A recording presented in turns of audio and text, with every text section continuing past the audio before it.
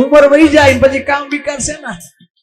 જેમ પાણી વગર ગારો ન થાય, પાણી ન હોય તો પછી ગારો ક્યાંથી? શુષ્કે નીરે. ઘણા એમ કે ગઈધા એમ કે હવે અમે શેરડી ખાવાનું છોડ્યું, અમે નથી ખાતા. તો કેમ? તો કે હવે અમારા છોકરા ખાવા જેવડા થયા ને એટલે અમે છોડ્યું. મારા વાલા છોકરાઓ ખાવા જેવા થયા એટલે નથી છોડ્યું. આ દાંત ગયા ને એટલે છોડ્યું, નકર ગંડેરી તો શું ઓલું ન મૂક. એટલે નથી મૂક્યું કે આપણા છોકરા એટલે મૂક્યું છે, હવે ચવાતું નથી. અને સંસારને આપણે છોડવાનો હોય. અને યાદ રાખજો, તમે ગમે તેમ છોડવાનું છૂટવાનું છૂટવાનું નિશ્ચિત જ છે. સમજાઈ ગયું? અરે કોઈ પડાવીને લે એના કરતા આપી દેવું સારું.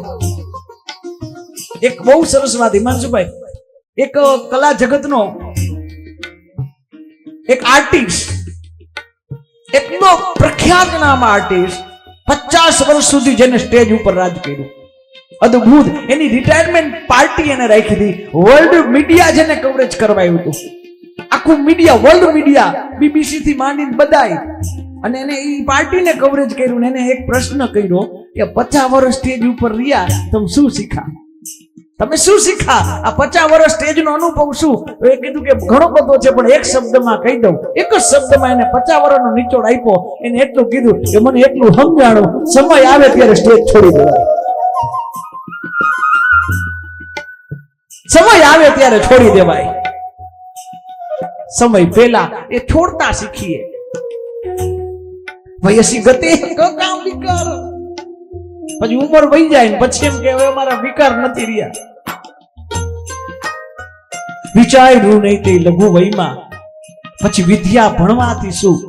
વિચાર્યું નહીં તે લઘુ વયમાં, પછી વિદ્યા ભણવાથી શું? સુકાણા મોળા સૃષ્ટિના પછી આ વૃષ્ટિ થયાથી શું?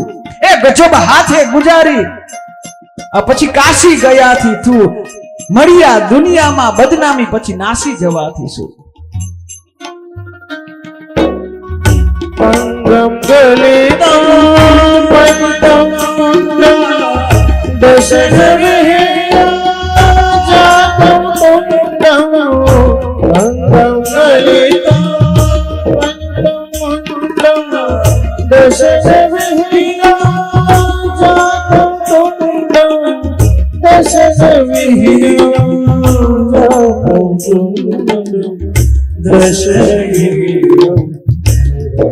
છોડતા શીખીએ. આપણે છોડવાનું છે. संसार कभी हमें नहीं छोड़ेगा, हमें संसार छोड़ना है. याद रखो. एक संत कोई ત્યાં જમવા ગયા ને, કોઈ અમારા ભાષામાં યજમાનના ઘરે પૂછે જેમ જમવા જાય, ભોજનનું આમંત્રણ હોય. સંત ગયા છે એમના ઘરે.